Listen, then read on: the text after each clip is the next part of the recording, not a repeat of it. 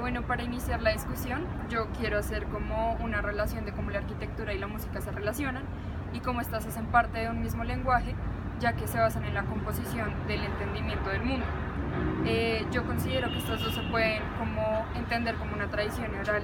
y escrita, ya que pues relatan algo y también son parte como de una representación y una traducción que se puede mostrar desde un lado tangible, digamos en la música a partir de la escritura del pentagrama y en la arquitectura de manera más tangible pues a partir de los muros. Para iniciar quiero hablar de nuestro caso de estudio específico, que es el Museo Judío de Daniel Libeskind, y pues quiero hablar de una de las partes de la inspiración, que es una composición de una obra de ópera que se llama Moisés y Aarón. Esta obra es compuesta por el compositor alemán Arnold Schoenberg y es muy interesante porque él tiene una experiencia traumática como judío y tiene precedente en obras más tempranas como Agit Prop, que hablaba de el aumento masivo que hubo de movimientos antisemitas después del 48 y pues que esto le llevó como una crisis con respecto a su identidad judía. Moisés y Aarón relata el libro del Éxodo de la Biblia y pues este pentagrama está grabado en los muros del museo, teniendo en cuenta que también habla como de un exilio y un éxodo de una comunidad religiosa. Entonces la obra tiene 3 actos, pero en el tercer acto se corta súbitamente. Entonces está grabado en el museo como en el entendimiento de que llega un punto de la historia de los judíos en que hay un silencio y un desasosiego por la muerte y todos pues como el genocidio que hubo en el Holocausto. Volviendo al tema de la relación entre la arquitectura y la música, me parece que es importante cómo se representa el entendimiento con el mundo, es decir, por ejemplo en la arquitectura, desde épocas pues muy arcaicas, había un elemento que se llamaba el dolmen. Entonces el dolmen se utilizaba en las tumbas y en los lugares fúnebres, y en un gesto muy sencillo como poner el dolmen, una piedra encima de otras dos, nuestros antepasados querían demostrar una relación con el cielo. Entonces, pues de la misma manera, en el gótico también se buscaban como las torres y los pináculos y como estos evocaban un acercamiento del ser humano como al mundo celestial. De la misma manera, en la arquitectura funeraria podemos ver cómo hay más como un arraigo a la tierra, y esto representando como la carnalidad del cuerpo físico y mortal. Entonces, relacionándolo con la música, como lo vimos en la clase de Ícaro, la música y el canto tienen un arraigo muy como específico a la tradición y a la espiritualidad. Entonces, como él nos decía, hay 3 tipos de canto de garganta, y uno, como el más profundo, habla de un arraigo como al inframundo, otro que viene más como en la parte de la garganta, viene como relacionado al mundo como al horizonte, al mundo terrenal, y como hay un canto más, como más elevado, que solo lo pueden hacer los chamanes y quiere hablar como de una relación con el cielo. Entonces, pues creo que hay como una relación muy fuerte entre estos 3 mundos de la esfera celestial, y que también son representados en la tradición escrita, como pues por ejemplo en la Divina Comedia de Dante, que si recordamos es un paso de Dante a través del mundo y cómo pasa por el infierno, el purgatorio y el paraíso. Entonces para mí es muy importante ver cómo estos 3 mundos se relacionan en la arquitectura, en la música y en la escritura, pues teniendo en cuenta que todos son como una manera de entender el mundo, buscando una redención y una purificación. A mí algo que me parece importante completar ahí es que en el caso específico de Libeskind, él es un arquitecto que además empezó haciendo estudios de música, entonces realmente el tema de la música y la arquitectura sí es muy importante y tiene un simbolismo muy fuerte en la arquitectura de Libeskind. Entonces, por ejemplo, en el concurso que se lanzó para la construcción del Museo Judío en Berlín, Libeskind escribió su sustentación en hojas de partitura. Entonces realmente como que la música es algo que acompaña siempre la arquitectura de Libeskind, y como tú decías, digamos que esto también se materializa un poco en su arquitectura. En este caso específico, por ejemplo, se crean unos ritmos entre lo que es lleno y lo que es vacío, porque como sabemos el edificio se atraviesa por unas bóvedas que en realidad son la materialidad del silencio. Entonces hay una conexión muy importante entre como la música o las sonoridades y el silencio en la arquitectura de Libeskind. A mí me parece importante recalcar que, como dijo Ricardo, también la vida según todas las culturas tiene un ciclo básico que es nacimiento, la vida en sí y la muerte. Y me parece que esto también lo vemos muy reflejado en la arquitectura, ya que comienza con una entrada, un recorrido y una salida. Me parece que esto demuestra muy bien la historia de los judíos en esta época, ya que es un edificio que se caracteriza por no tener un recorrido muy claro. Se representan estos tres ciclos en el eje del exilio, de la continuidad y de la muerte. Y también me parece que demuestra más o menos la confusión que tuvieron estas personas al ser su ciclo interrumpido por completo. También me parece que Libeskind tenía una intención de generar ser parte de un rito en Berlín y llegar a ser como parte de la historia, o sea, como vimos en clase, se puede llegar a ser parte de la historia según parte de la ciudad, según la historia. Bueno, pues yo creo que también es importante ver la relación que tiene la arquitectura con el dibujo, porque como vimos en la clase, el hecho de haber realizado los primeros dibujos puso al hombre en la posición de salir del mundo y poder definirlo, poder verlo desde afuera. Y me parece que esto es algo que se ve muy reflejado en la arquitectura, porque al proyectar, el arquitecto lo que está haciendo es redefiniendo el mundo, y la única manera de hacer eso es viendo el mundo desde afuera, entendiendo que uno puede abstraerlo y después modificarlo según las necesidades que uno vaya determinando. Y también me parece importante ver la relación que hay en general en la arquitectura de memoria. Por ejemplo, si uno tomara como punto de partida una tumba, es muy fácil ver que hay como una intención de relacionar digamos, esa construcción con lo que es el inframundo y el mundo de lo divino. Uno podría entender el foso casi que con la relación que hay desde la tierra hasta el inframundo, y una lápida o un mausoleo con la conexión que se hace también hacia la parte de lo divino. A mí también, digamos, me parece muy interesante, además de todo lo que han mencionado, que digamos que la arquitectura trata de relacionar como el mundo físico con, digamos, un mundo simbólico. Entonces, no solamente en el caso de Libeskind, sino en la arquitectura en general, digamos que hacen uso de las propiedades emergentes que tienen los materiales. Por ejemplo, las sensaciones que hacen que los materiales, digamos, te hagan percibir esos significados simbólicos. Entonces, digamos, en el caso de la oscuridad, pues digamos, Libeskind hace uso del concreto, de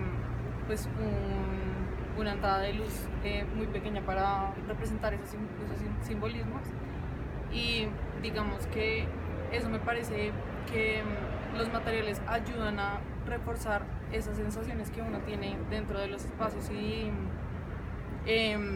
digamos conectarse con todo lo que han mencionado pues ellos, digamos, de la muerte, la vida y pues todos los significados simbólicos. Siguiendo un poco lo que dice Sara, sí me parece importante decir que si bien en el edificio de Libeskind se materializa pues todo este tema como simbólico, y el silencio y la ausencia se materializa, digamos que el edificio coge la forma de lo que está intentando representar, que es una violencia, una rabia y un dolor, una cicatriz que dejó realmente pues el genocidio de los judíos, pero que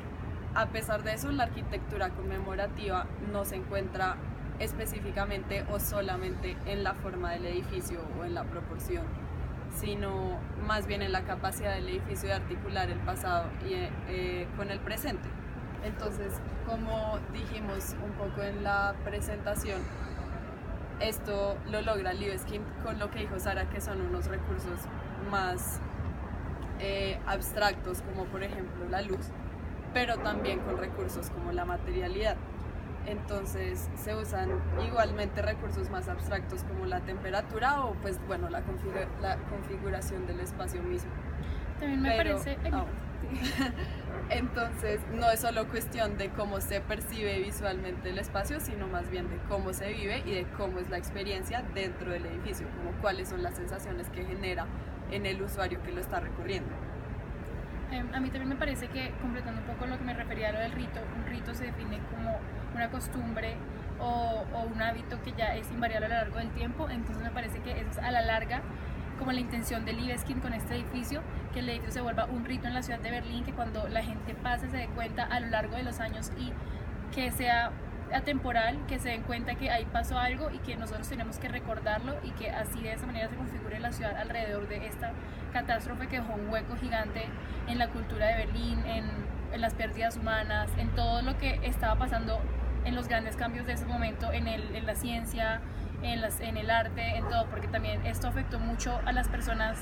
O sea, gran parte de la evolución del momento era, por ejemplo, a Albert Einstein le tocó irse de Berlín por la Segunda Guerra Mundial, y gracias a esto dicen que no se descubrió la bomba atómica según Berlín,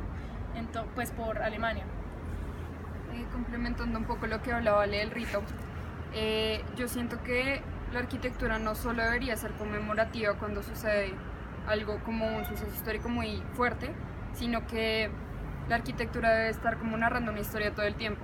Entonces, pues en estudios de otras casas, por ejemplo en la arquitectura de Barragán, los rituales son las cosas que hacemos a diario las personas, como reunirnos todos en familia, comer, dormir, son hábitos que acompañan nuestra vida, y como ya no vivimos, digamos, como en una época ancestral, no funcionan de la misma manera, pero siguen siendo rituales. Entonces yo considero que es importante no solo en la arquitectura conmemorativa, sino en la arquitectura de vivienda, en cualquier arquitectura en la que uno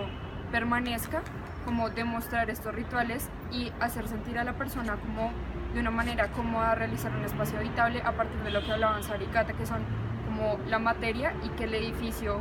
logre como hablar y contar una historia de la persona que habita ese lugar. Pero al fin, al cabo, yo siento un poquito que o sea, pues según lo que hemos visto todo el semestre, lo que nos contó Fabio sobre las ciudades, más o menos de cómo se constituyen a lo largo, aunque nosotros no nos podamos dar cuenta o no sea muy fácil evidenciarlo, como que toda la buena arquitectura o incluso la arquitectura preexistente está basada en los ritos de cada cultura. O sea, así nosotros no nos demos cuenta y hay detalles que no parecen como tan pertinentes, a la larga son lo que hacía la gente antes, en el que se basaban, en que trabajaban. O sea, es como la historia de cada ciudad. Sí, a mí me parece que eso también va muy de la mano con lo que vimos en clase, de que el hombre ganó la conciencia de su propia mortalidad. Entonces, particularmente en el caso de Libeskind y en general en muchas de las construcciones de él, se tiene en cuenta esa conciencia de que el hombre es finito, y me parece que lo demuestra, por ejemplo, en gestos como utilizar los paneles de zinc de la fachada, que con el tiempo se van viendo afectados por la corrosión, y eso demuestra esa conciencia que hay de que el hombre tiene una vida que se puede acabar, y permite que el edificio se relacione con el habitante. Aparte de todo lo que han dicho, para relacionarlo un poco con los contenidos que hemos visto en clase, como de los verdaderos arquetipos en arquitectura, que son la torre y el laberinto, pues hace falta decir que estas dos figuras, digamos, o conceptos están muy presentes y son evidentes en la arquitectura del Museo Judío de Berlín, porque se trata de un edificio que realmente está hecho para perderse y que tiene muchas asimetrías, muros angulares, callejones sin salida, y estas características derivan ciertamente del laberinto. Pues como lo dijimos anteriormente, como se trata de las sensaciones del recorrido, el tema del laberinto acá es muy importante. Y por otro lado, pues está la Torre del Holocausto, donde pues se evidencia, valga la redundancia, la forma de la torre que mencionábamos en clase, que es la representación arquitectónica del sacrificio. Entonces acá adquiere un significado muy simbólico, porque pues la Torre del Holocausto lo que hace es conmemorar a los millones de víctimas judías que hubo del Holocausto. Entonces realmente está muy conectado el tema del sacrificio con la forma arquitectónica pues de la torre. A mí también me parece que a la larga es un edificio que de verdad cuenta una historia, y no solo te cuenta una historia, sino que tú vives la historia que te quiere transmitir. incluida en el recorrido, incluida en las sensaciones. Por ejemplo, me llamó mucho la atención que lo de la fachada que conecta nombres de judíos, pues como que tuvieron mucho que ver en la época,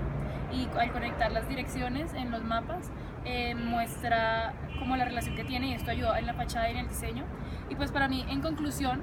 como que es completamente un edificio que nos da mucho a entender como lo que es los edificios de memoria, ya que no solamente puedes revivir cada vez que tú desees, sino que también lo puedes sentir exactamente como lo sintieron las personas.